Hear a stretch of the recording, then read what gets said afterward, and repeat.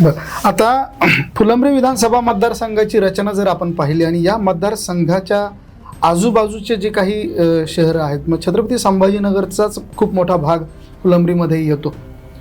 तर या सगळ्या जिल्हा परिषद सर्कल्समध्ये भाजपचा वर्चस्व राहिलेला आहे, हे आता निकालावरनं म्हणजे दिसून आलं आपल्याला.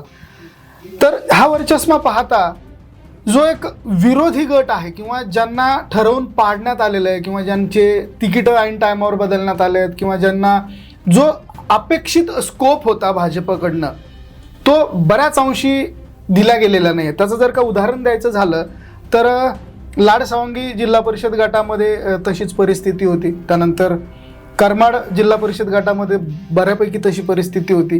त्यानंतर आडगाव जिल्हा परिषद गटात तशीच परिस्थिती बघायला मिळाली.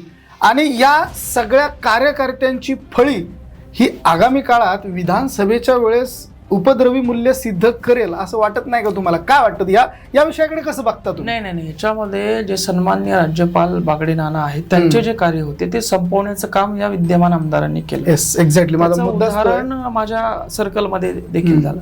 माझ्या सर्कलचे जे उमेदवार होते जिल्हा परिषदचे सर्जेराव पाटील मेटे म्हणून बागडे नानांचे कार्यकर्ते होते आणि जे आता जिल्हा परिषद सदस्य झाले ते या आमदारांचे कार्यकर्ते.